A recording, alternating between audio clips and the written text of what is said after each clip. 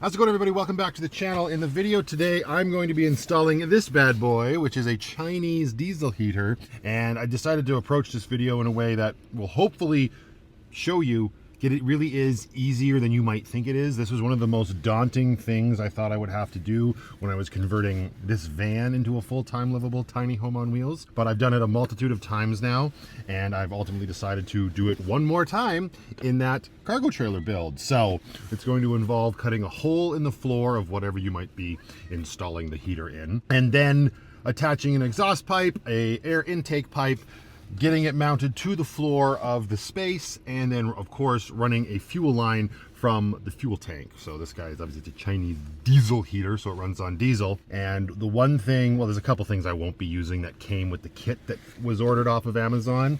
One of those being the fuel line. If you want to see why, you can go back and check out the previous video where I was yapping about this stuff. But I also will not be using the actual fuel tank that came with this. I've opted to replace it with a jerry can, and I will show you why when we get there.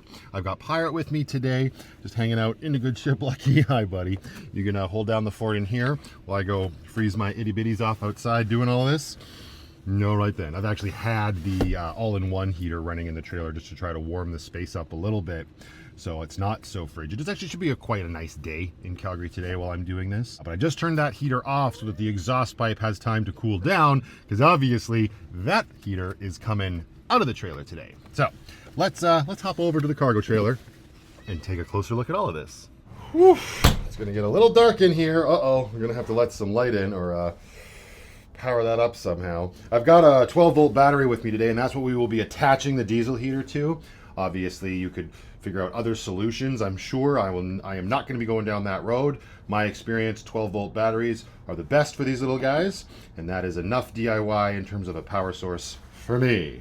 I left this EcoFlow power station out in the trailer last night, and it was just screaming at me that it was a little cold, so it might continuously beep at me. I'm not sure. We will see. I would love to have some light in here, like that, but it might keep doing that to let me know, hey, you left me outside, and now I'm in a mood.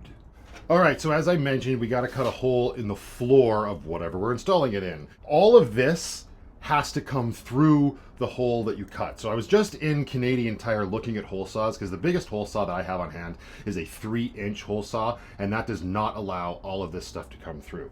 This will have a plate on it, like a base plate, before we get it installed in the floor, but again, you still need to have all of this coming through the hole if you're doing it this way. I'd probably go with a 5-inch hole saw to get all of that through. Like, again, when I say all of this, I don't mean this stupid little gasket that is an absolute POS. So also, if you order one of these Chinese diesel heaters off of Amazon, I've tried to stress this before in the past, you're gonna notice little imperfections and stupid things and manufacturing defects and stuff. That's just sort of like par for the course when you're getting these more affordable heaters. In this case, my gasket's a little frickin' jank, so I'm just gonna have to make do with it. It doesn't completely cover this plastic raised part around the exhaust port and the air intake, but it is what it is. We need all of this to come through the hole, right? We've got our air intake, we've got our exhaust port, and this little one right here is where our fuel line will go. So that's where the diesel enters the heater. I don't feel like going back into the store right at this juncture and purchasing one. You might be able to get away with a 4-inch, but you want to leave yourself enough on either side of these ports to attach the hose clamp that's going to be required to hold on your air intake hose and your exhaust pipe. So something to keep in mind. For me, since I don't have that size of hole saw on hand, I am just going to be using what I used last time in the van, and that is a jigsaw. It makes holes just as well. It's just not quite as easy. You know, you gotta draw the rectangle or the circle. I could make it a circle, but honestly, I'm the world's worst jigsawyer, and getting it to go in a circle has never been my specialty. And then we'll use a drill to make some pilot holes to start the blade. We'll cut the hole out, but before we can do that, I gotta figure out exactly where the heck I want this heater to live. Actually, before I find that location, I'm going to get the base plate mounted up here. So your kit will come with one of these, and this is how you will actually mount this heater to the floor. So there's only one way for this guy to go on, right? Because of the fuel pickup line. So make sure it's oriented in that way. It'll slide right over all of this stuff. And then inside your kit, there should also be some nuts that you can attach to these 4 posts. In some models, I've noticed these posts will actually come detached. They'll just be in with the nuts and all the other hardware that the kit comes with. Pretty self-explanatory. They're the same size. You'll just have to screw them in. This one already came with them installed, which is great. Whatever makes this a little bit easier, the better. You can just get a wrench or a socket and tighten these guys down nice and snug. Oh, it's always got to be one. There you go. So I'll use my Leatherman to tighten those down, and then that is our base plate. So again, you want all of this to be coming through the floor, and then we will use some screws in the holes in the four corners to actually attach this unit to the floor. So this is obviously going to vary wildly depending on what it is you're installing your heater in. So I can't really speak to that. The only thing that I will remind you of is that make sure that underneath on the outside, wherever this is going to be installed, that there's nothing there. You don't want to be going into a crossbeam. You don't want to be going into a gas tank, my goodness, or anything else. You want it to be bare floor on the outside. There's plenty of that sort of space in a cargo van. There's even more of that space in a cargo trailer. My concern though is I have this seam here that's connecting the like squared 90-degree part of the trailer to the bow of the trailer. So while this would be great, because then I could build my enclosure here and have the vent on the outside of the enclosure, I don't know 100% if I blow a hole here, if I'm going to be hitting a crossbeam or anything. So unfortunately, you gotta go outside and take a peek, see. Actually, you know what? I'm going to attempt to be a little bit more kind to my back today. And instead of doing that, I've been under there a few times and I sort of have a general idea of what's going on under there. I'm going to put on a little drill bit here, and in one of the further back holes, I'm going to drill through. We'll leave the drill bit through and we'll go under and see where it is. And if it's sort of all clear in one direction to the other three holes, I'll know that I'm sort of in a good location. Do it. One thing I was always worried about when I started building my van for the first time was like, oh, blowing holes in it is going to cause detrimental effects, right? It's going to be terrible. But what I've learned is that holes are actually really easy to plug. So that's where that's going to be, more or less. Just going to give myself a little pilot hole there. We'll move the heater, and then there's that hole. Let's hope for the best. Okay. Let that guy sit there. Let's take this battery off, so less weight on the tool. My God. How many of those drill bits I have already broken in this build. It's embarrassing, to say the least. All right, I'm actually doing this in the parking lot of Canadian Tire. I've learned through doing a bunch of these heater installs that Canadian Tire has a lot of supplies that you might need on short notice when it comes to this, if you run into any sort of like quandaries, if you will. So that's where I opted to be today. There we go. All right, let's see what we got here. So there's our drill bit that's coming through. Excellent. I almost feel like I need one more, or at least I should have measured the distance. But if this is where everything is coming through right here, that's sort of great. I could have my exhaust pipe running off to that side of the trailer, and the air intake could come to the opposite side. Okay, so here's another little pro tip for you. Maybe take the time, measure twice, cut once sort of mentality here. Take the base plate back off, or don't put it on quite yet. And then line it up to make sure you can get your holes exactly where you want them. So I'm going to line up that guy there. I'm going to take my pen. You can kind of see pen marks underneath it already. I thought I could figure this out, and I ended up leaving myself short. I don't know how it happened, but it doesn't matter. We're going to move on and not dwell. All right, so now that we've done arts and crafts and tracing, huzzah! There we go. So now I know that I gotta have, see, this was my inner measurement. I thought I had it figured out, this little tiny square. And as soon as I finished drawing that square, I looked at it, I'm like, that's not gonna be big enough. And now that I've traced this out, you can see, in fact, no, it would not have been big enough. It would have been good this way. I mean, I nailed that. But in terms of this, where the saw needs to be, not so much. But the nice thing about this though too, I'm just gonna point this out, this little dingleberry up here at the top, I'm not gonna be using that in this application. So I don't have to worry about that. That's not a lot of floor space, right? So what I'm going to do is I'm going to bring my cut line right through the top of the scrotum here. I said what I said. And that'll be the start of my jigsaw line. So let me get this traced out a little bit better. All right, there's my glorious artwork. Yours won't end up looking like this if you do it a little bit smarter. But essentially, what I have now is a big enough space to cut out. So I'm gonna be cutting out all of this around here, right? So this corner here, this one up here, and that one there is where I'm going to make my, let's call them pilot holes for lack of a better explanation, for the jigsaw blade to go through. So got to bring it in a little bit. You don't want it right on the corner. You're going to end up with some jankiness. So nothing ventured, nothing gained.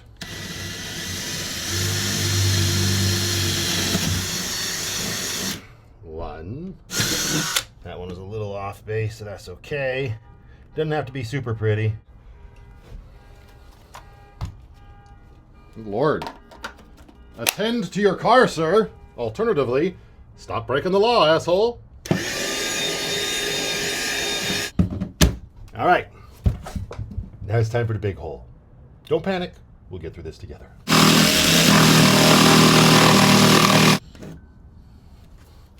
I think that's my watch telling me, loud environment. It's not wrong.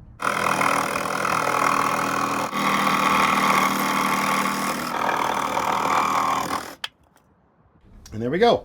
We got our hole to the outside. Let's just line this up and make sure it all fits. Yeah. We leave the dingleberry cut off. No muss, no fuss. And all of our holes are looking good. Our exhaust pipe will get through. Our air intake will get through. Perfect. That's the smoothest this has ever gone for me. The more you do something, the better you get at it. Who knew? Okay, before moving on to anything else, what I'm going to do now is I'm going to go into the actual kit of parts that came with this heater, and we're going to attach, maybe not permanently just yet, well, maybe permanently, I don't see why we can't, our air intake with its filter and the exhaust port. So for most of these units, as far as I know, there's only one way to do them. You can't confuse them because obviously these look very similar. But when you get to your air intake hose and your exhaust pipe, like the exhaust pipe's not going to fit onto the air intake one. It will fit real snug onto the exhaust port one. And if you need to remember, the air intake has this removable, it's not really a filter, it's more just a cover. That's where the air comes in, and on the side that's open where you can see the heating unit inside, that's where the heat comes out. So the exhaust port is always going to be closest to that, and the air intake is always going to be closest to the air intake side. Here is our air intake hose. That's going to slide onto there. We've got our exhaust pipe on there. And then we've got two additions to put on here. For the air intake, we have an air filter, right? So this will just go on top of the hose here. And then for the exhaust pipe, all of these units come with a muffler. Some people like to omit them. I like to use them because I don't like to be loud and obnoxious, which is, I know, hard to believe for some people. But I digress. The muffler can just go onto the end of the exhaust pipe. So there is that. And then we're going to use hose clamps.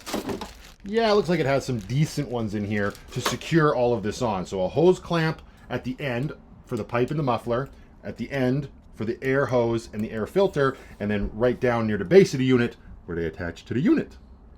Let's get her done. Okay, so these are the hose clamps that came with the unit. You can see we've got 4 of them, obviously. And it's going to be the same for all 4 of them. You're just going to take whichever part of this that you are tightening down and attach it to the end here. You might have to loosen it off if it's too tight, and that's not a problem, right? You're going to need yourself a Phillips head screwdriver, or a flathead would work as well. And then slide this guy on here. There we go. And then from this side, we tighten it up. For me, I'm going to use my Leatherman. Reason number 12,200 to have a Leatherman, with a screwdriver bit anyway. Make sure it's nice and flush and tight and get in there.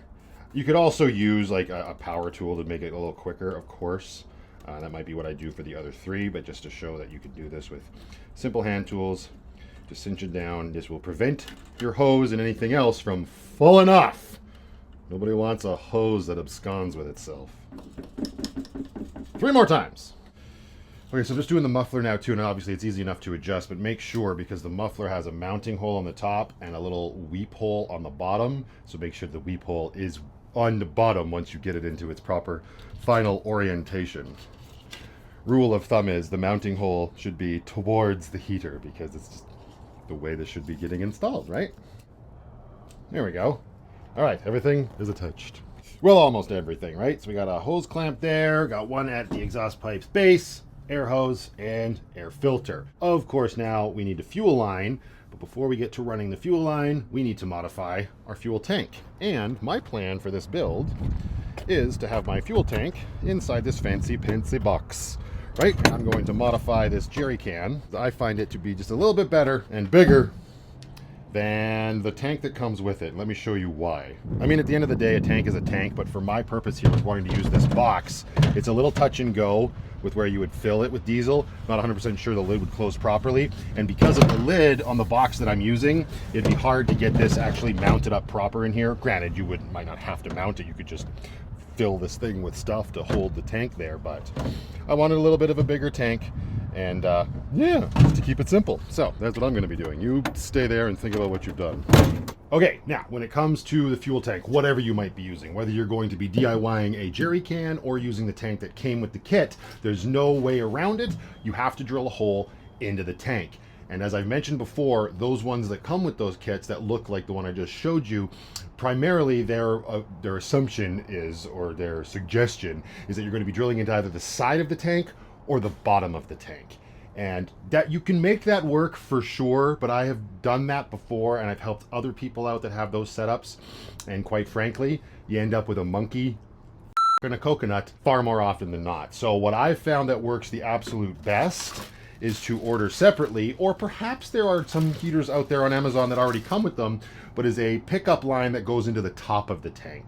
This is like the most foolproof way to avoid any sort of diesel leaks that you might be having, and especially if you're going to have your fuel tank on the inside of your living quarters, use one of these. Now, you could easily be fooled and end up with one of these ones. It's the same idea, but if you look closely here, this little one here, you've got to tighten up the nut on the inside of the tank. And depending on which tank you're using, that seems just a little bit demented to me. So this one here with the nice big rubber gasket on top, you can order that. It's going to come in a kit that's going to include an additional fuel filter, fuel line, and the little couplers that we have to use to attach the fuel line. So with something like this, all you really need to get this installed into your tank is a 1-inch hole saw, and since I've done this before, they have one of those. And listen, Linda, for the one of you out there that's saying, hey, that's red, that's for gasoline. We do not have to live confined by these nonsense colors. Why do I say this? Because the yellow diesel tank was $4 more expensive for the exact same size, nothing different besides the color. If you like yellow that much, by all means. I wanted to save $4, and I like red. It's all the same. Get the blue one if you want and really buck the system. All right, actually, before I cut the hole to get this guy in here, another thing you can do is, you need to do, because this pickup line is quite long, and it's completely unnecessary to have it that long. So you want to figure out exactly how much you need, and it's very bendable, as you just saw me do, and you can just get a pair of cutters. I'm sure my Leatherman would work as well. This is what I used last time. What's going to happen is I'm going to cut this line, and it's actually going to smush the little hole, but we will straighten that out. You don't want the line going all the way to the bottom of the tank. That's where schmutz and yuck tends to build up over time. And yes, we will be installing a filter in our fuel line, but still better to have a little bit of a space for the pickup line than going right to the bottom. Clear as mud? Perfect. So we cut our line there. Boom. And then what we've done is we completely pinched and closed that by using that. There's probably a better way. You could use a freaking cutting tool if you wanted, maybe avoid that. But again, the Leatherman will just do some overtime here today. There we go. You just need a little bit for it to suck up the fuel. Another reason I opted to go for this large 20-liter tank is because it came with this vent on it already, and the 10 liter and the 5 liters, well, you could absolutely do that. They don't have that built in. Now, you could just prick a little hole and you have yourself a vent, but hey, 20 liters of fuel is always nice to have on board. So, okay, I'm not going to overthink it. I got lots of nice flat surface here to work with. That's another reason when I did this on the other tank, the tank that came with it, there's like a little seam here because you don't have enough on either side of it to really put the pickup line. You got to make sure you cut with like an X-Acto knife some of the seam away so that it's nice and flush. On a tank like this, I don't have to worry about it because I already have a nice flush surface over here. So, woo! All right, and hold on to your tanks and go. Done. Very cool. Now let's turn that upside down and get out as many of those shavings as we possibly can. My God! Tipped it upside down, got out our drilled out part, Now we've got our pickup line here. Remove this big nut on top. Take the nut off. Take this big old washer off. And we got the rubber washer here as well. So pull it off. And we get our pipe. Stick it in there. And you just sort of have to, yeah, there. You want to get that on the inside. And then that's what prevents it from coming out straight through the top. Put our rubber gasket back on. Big washer back on. And then our nut. And we're going to tighten this down. And that rubber gasket will help prevent any sort of diesel leaking out of the top. That being said, what I did in my van, because I didn't quite trust all this cheap Chinese stuff, you know, not with my life. I got some silicone and ended up siliconing all around this as well. So I'll probably end up doing that here as well, just so I don't end up with any sort of diesel inside that toolbox on the trailer tongue. Just a nice preventative measure, especially if you already have the silicone on hand or whatever, right? I wonder if do they have diesel at this Canadian Tire? That'd be super convenient for testing purposes once we get this all done. I'm going to use the Leatherman again on that nut here on the top to cinch it down just a little bit more. I do remember you don't want this thing so tight that that rubber gasket starts pancaking out or anything. Just nice and snug down on there, so it's not going to come off on its own or anything. But always good to have a tool like this, either a Leatherman or just a pair of pliers on hand for that. So there we go. Now we can start attaching our fuel lines. Obviously, we got to get the fuel line from that toolbox to underneath the heater. Okay, this is the best sort of layout I could imagine to give you a visualization of how this is all going to work, right? So we're going to have our fuel source here. We're going to have fuel line coming out of there. It's going to go into the fuel filter. Then from the fuel filter, it's going to go to the pump. And there will be a little bit of this line in between these two, so use your imagination. Then from the pump, more fuel line, and finally to the heater. That's the basic way of understanding how this is all going to work. This line that I'm using, that I strongly recommend, the way you attach it to stuff like the pickup line and the ends of the fuel filter here, and then the pump, of course, and then the heater, is you need some of this. I don't know if it's called vacuum line or fuel line. I don't even know. But you can find it in these diesel heater kits, again, on Amazon super easily. And it goes on, just slides on like this, right? You want to snug it all the way down. We will have to cut it. We won't want necessarily this huge amount. Actually, who knows? Maybe I'll avoid the cutting. I'll see how much of this I actually have and if I have enough. Because at the end of the day, I'm going to need 1, 2, 3, 4, 5, and then 6 of these if I wanted to do that. But that's a little excessive because you got to shove this hard line into the other end, right? And you want to make sure that you're shoving it in far enough that on the inside here, what's happening is that the fuel line is meeting the end of the other thing that it's connecting to, right? You don't want to have an air gap. So like I said, this might be a little excessive of length, but we will see. The one thing that's really frustrating, in my opinion, about using this line and these little like vacuum connectors is that you can feel the line moving, or actually you can move the line physically a lot easier once there's a little dribble of diesel on it, right? Because it sort of lubes it all up and allows you to make that connection. Right now I can tell, as much as I've shoved this line in, we ain't touching that on the inside. Once you get that figured out and you shove it in, you can feel them touching. These kits come with these, or you can opt to get other ones at hardware stores. These ones are actually really good because they have screws that will tighten them down. Some of them are based off of tension, which I really don't like those ones, but these ones will slip on here, and you want enough for, you need 2 clamps for each one of these little black sections because you want to tighten it down onto the hose end and the attachment end, right? So let me get this sort of all put together. I'm going to have my fuel filter and my fuel pump live on the inside of that toolbox, but you can put it wherever you want along in the line as well. Again, these little guys tend to be a little loud, the tick, tick, tick, as they pump the fuel through the line. There should be a little rubber, yeah, there it is, a little holder like that for the fuel pump, right? This will slide onto the fuel pump, and you can mount this bad boy up wherever you want. Again, in my case, it's going to be in that toolbox. The one thing I'm having a difficult time remembering right now is which end is the in and which end is the out. So I'll either have to look it up online or just go look at Lucky's. So give me a minute and I'll let you know. Okay, I opted to give the Leatherman a break, and it's a little jank here because we don't have a solid piece of material to work with. The hose is quite flexible, but I'm going to use the impact driver just to finish tightening this stuff up. Like Scoob. Make sure they're nice and tight and that they're not going to move. So there we go. Now this is what it should look like, right? You want it. This is how I do it anyway. You have the clamp as far back to the black on this part of the hose and as far back on this part of the attachment. So I'm going to do that with all of the other attachments, and then we will check the orientation of the fuel pump.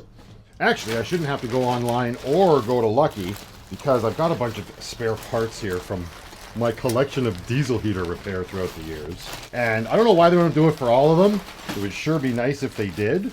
But I noticed the other day on one of these fuel pumps, yeah, it actually has an arrow that shows you the flow of the fuel. So, easy way to remember is the fuel goes, let me see if they're all the same.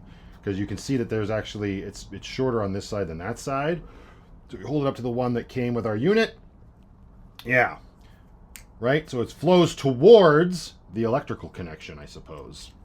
That's a good way to remember that. Cool. I just wish they all had arrows on them. How hard would that be? All right, so now we're back outside in the toolbox here, and I've gotten the fuel filter and the fuel pump attached to the line to the fuel tank. Sadly, this Canadian Tire gas station does not have diesel, so we won't be able to test this right away once we're done. We'll have to move, but c'est la vie. It is what it is. What needs to happen now is I need to drill a hole in the box so that the fuel line section that's going to come out of this end can actually, you know, reach the diesel heater. Also worth noting, when it comes to the filter, you want it on in this orientation so that the fuel is filling the filter first and then filling the outer container. Again, best of my knowledge, that's what I've done, and it works great. So long as the fuel filter container doesn't break. That's a big if you know, you know. I got a big ass drill bit. I'm gonna go make a hole, another hole in our toolbox. So I'll mount the fuel pump basically about there. So then the fuel line's gonna come out and I have to go out probably right about there would be my guess. Well, that was nice and easy. And now when it comes to the fuel line, that's actually going to be outside, meaning not in this toolbox or in the trailer. I'm actually going to be wrapping it in some loom. I think this is like 1/4 inch diameter loom. And so from the heater to the hole we just made, I will be protecting the fuel line. You probably don't need to, honestly. It's pretty shielded, especially in my application, because it's a trailer and there's no tires near it or anything. But just peace of mind for me, that's what I'm gonna do, and I have the loom on hand, so why not? Right, so there's the fuel line attached to the heater. I've attached this bit of loom just with a zip tie to hold it on. And now I've got all this run of loom and fuel line. I don't know how long I need, so we must very suggestively now insert our diesel heater through our hole. I mean, you don't have to do it suggestively. You can just Kobe everything out. Our air filter, exhaust pipe, and air hose. Okay, now, why are we not going any further? There we go. Okay, everything is out, more or less. All right, we got everything on the outside, and we will worry about the air intake and the muffler after. First things first, let's get our fuel line up to our box. Find a hole, there we go. And pull it through. Yard your fuel line up through your hole. There's some quality content. We got that attached now. We got this end of the loom cinched up with a zip tie. The exposed hose will live on the inside of this box.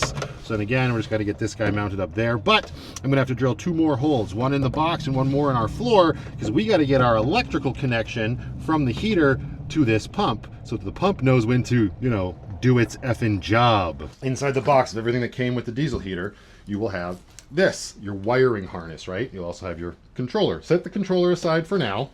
And this is where I'm sure a lot of people will get scared away. But it's very simple because it only has, what, 4 connections on it? One of those connections being red to your positive, black to your negative, your battery. We're not there yet. Let's get these zip ties. I left all of my tools in the box. Good. Don't have snips, don't have a Leatherman. Old man edition is hanging out today, I tell you what.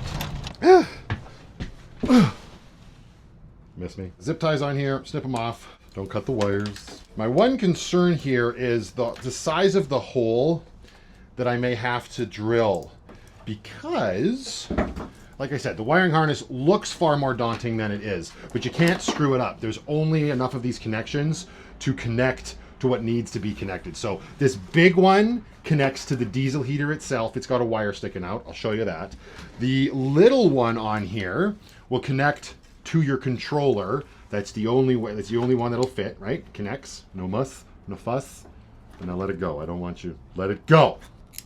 And then we've got this one here with this little metal clip on the top. This is the one that has to go to the fuel pump. And now it's obnoxious because that plastic bit, that's a lot bigger than, you know, the actual wires. So what you could do is either, you got two ways of going about this. You either cut a hole big enough for that to fit through, or you make a little tiny hole just enough for the wires to go through, and then you cut your wires and then re-splice on the other side.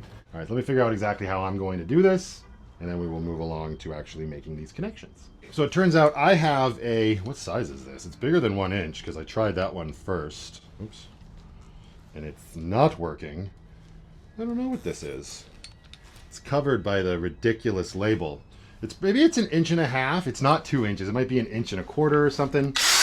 But I got this hole saw on hand, so I'm going to do one of these through the floor and then one through the box. And then I'm probably just going to seal that up with a little bit of spray foam later down the road, as opposed to silicone, because the spray foam will expand and it's easy to just sort of knock out if I need to ever replace this wiring for whatever reason. So more holes in the trailer.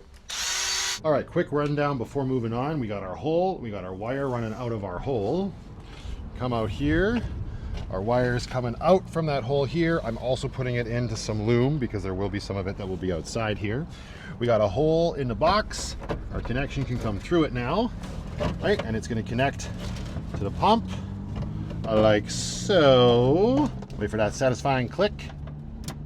Yeah, it was mediocre at best. Okay, we got a few more things to do outside in terms of mounting up the muffler and the air intake hose. However, I want to get this sucker mounted to the floor first. So I'm going to use my own self-tappers. It does come with its own. They're a little smaller. These are a bit bulkier, and I've got the tool for it and whatnot. So I found that an extension definitely helps, because you'll notice when you get your tool that close to the heater, you can't quite latch on to the screw head. But anyways, your mileage may vary. And go.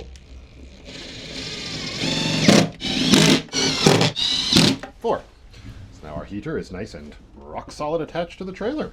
Very good. Ah, the fun times about doing this in a parking lot. A giant ass U-Haul just pulled up next to me.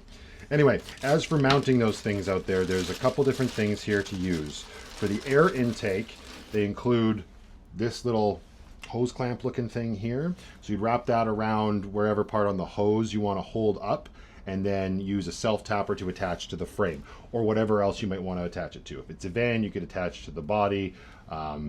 Keep in mind that might introduce the possibility of rust and whatnot, but that's what that's going to do. And then this little L bracket one that they include, part of this, one side will attach again to the frame of my trailer, and the other side will allow for a nut and a bolt to go through and hold the muffler up. The frame is very stubborn. I have to drill pilot holes and then use the screws and whatnot. So let me just do that, and then I'll show you after I'm done, because I'm sure I'm going to be cursing and it will be quite frustrating. But it is what it is. Part of me probably really enjoys this. Okay, done and done. I was clearly wrong about that clamp though, because it was too small for the hose over here for the air intake, but I made it work by it's very flexible. So I just, instead of a clamp, I turned it into a horseshoe. So it's attached there and there. So our air filter is up and out of the way. And then over here on the other side, next to the giant U-Haul, we've got our muffler mounted up, right? So now, unfortunately, it's directly underneath my trailer. I'm gonna have to get an exhaust extension and put it on here and bring it out here so that the exhaust isn't actually getting trapped up underneath the trailer. That'd be no bueno, but for today's purposes, this is just fine. It's all nice and tight, and we're good to go. So the last few things we can do on the inside here is connect all of this. So we've got this one cord that's coming out of our heater, right? It's the nice big connection here. So there's only one way for it to go on. We'll line it up with the part on the wiring harness for it. Snaps on.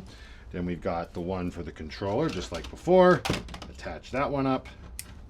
There we go. Now all connections are made besides our battery connection. There's no point in this thing having power right now because, again, we don't have any diesel. So we're going to have to go get some diesel before we can do anything else, which is fine. But first, I'm a very hungry boy, and in situations like these, when you're in the neighborhood, I highly recommend stuffing a burger in your face hole.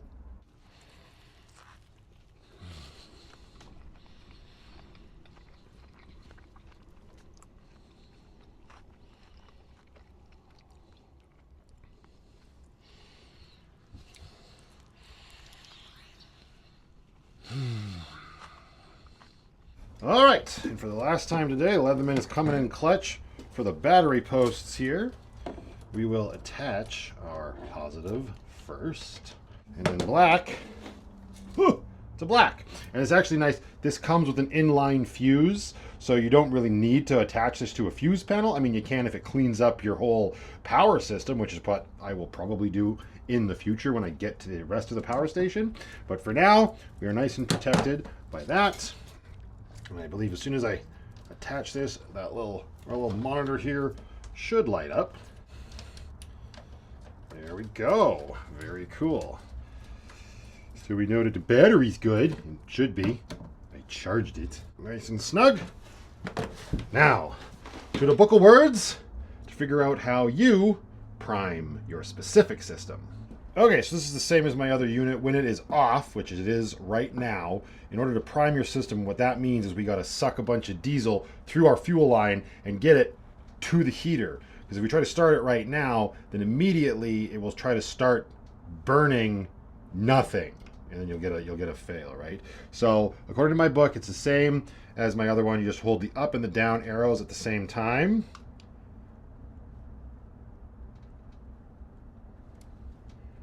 We got the little yellow dot there. I'm assuming that means it's oiling, manual oiling operation. See, this is the problem is I can't hear the, if I let go, what will happen?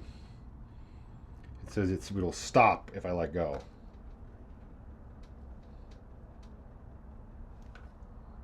Yeah. So this isn't great. I mean, it's not the end of the world, but because everything's outside and I'm in here, I can't really monitor whether or not it's working. And I don't think I have enough wire to pull it outside with me. I mean, I guess I could feed it down through that hole that we made. It's definitely big enough. Yeah, that's probably the best bet. My only other option is to like pull out a bunch of my other camera gear and then tether it to my phone and monitor it that way. That seems insane. Let's just do it this way, shall we? All right, we've got power and activate.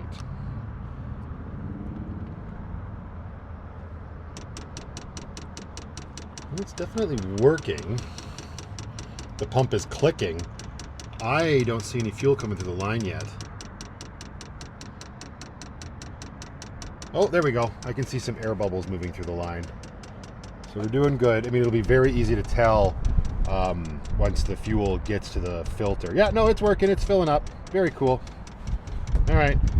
My old diesel heater, you didn't have to hold the buttons down the entire time. There was actually a startup procedure. And you know what? Maybe there is with this one, but well, we're here now, so we'll just hold things this way. Okay, so it's hard for me to gauge whether or not I've gotten enough diesel all the way up into the chamber or not. So I've just turned it on now. I just held down the power button, and it's going through its startup sequence. So we'll see if we get an error or if it fires up. Okay, well, we've got exhaust coming out of our muffler, which that's the end you want it coming out of, that's for sure. So that's good. I don't think there'd be exhaust if there wasn't fuel making its way to the heater. Let's go see if it's actually, oh, careful. This door just flew open on me and totally banged up the, whatever, doesn't matter. Squirrel, are you hot yet? Move this. Oh, you are! Huzzah! So far, great success. All right, you on high? We're gonna let you run for a little while like that to get your initial burn started. And then we're gonna see if we can switch it to thermostat mode, because that was really why I did it this way. Well, that and it just takes up such less space. While we wait, we can get the battery properly positioned.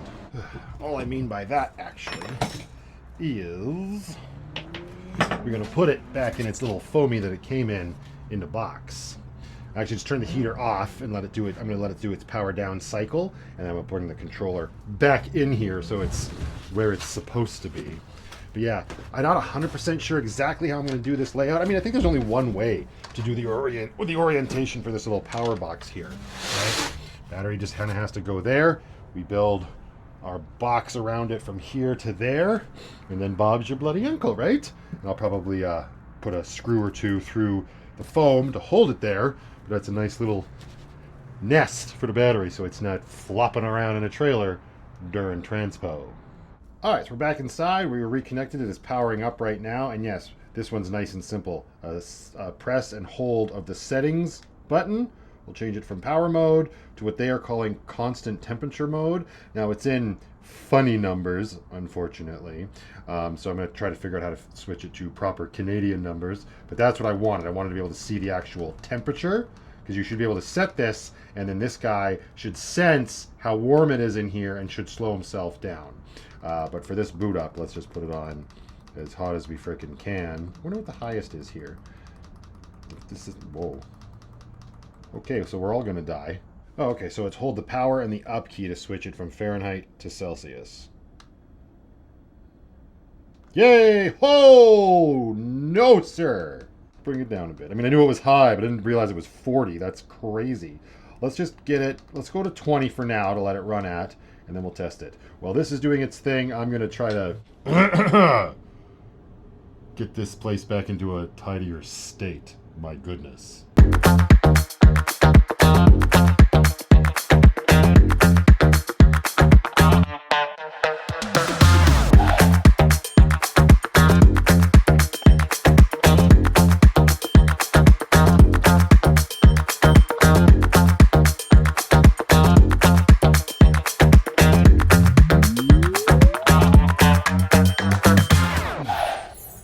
Well, happy to report it's doing exactly what I wanted it to do. It has slowed itself way down, and you can barely hear it. And obviously you'll be able to hear it even less once I get this enclosure built. And then, of course, it won't be stuck in the enclosure. I mean, hopefully it goes without saying. I'll be drilling a hole. I think that's probably why I have that 3-inch hole saw. I'll be drilling a hole in the front of whatever structure I build. And then on the inside, we will have the air duct attached to the furnace. And then the other side of the duct will attach to this vent. And on the outside of whatever structure I build, that is all that you will see. I was hoping to get the controller mounted up just on one of the studs for now, so it's up off the floor, but the quality of this heater is rearing its ugly head one final time, and there's no actual tiny screws included in my kit that I can see, unless of course I've lost them somewhere, but I would place money on the fact that they forgot to put them in. But either way, that is it. That is how simple that is. Definitely plan for, like, you know, a few hours to do this. It's taken me all day, but of course I stopped to eat and I was driving all over the city. It can be done in a few hours, and the more you do it, the easier it becomes. And so far what I see, I really, really like this heater. And this model, first time I've never seen this on one of these before. When it is off, if you hold down the settings key, it just turns on the fan, and it's called ventilation mode. That's kind of cool. So yeah, if you have any questions, throw them into the comments down below. I'll do my best to answer them. I'm sure the community can also help if this is something that you're interested in doing. And if you've got any other tips and advice to go along with what I showed here, don't hesitate to throw them down there in the comments below. And as always, you guys, please don't forget to click like on the video, double check that you're subscribed. All that stuff greatly helps the channel out. And if you don't really have anything to include with the conversation about diesel heaters, maybe just jump down to the comment section, say hi. I would greatly appreciate it. That's it for this one. We'll see you in the next one. I need a shower.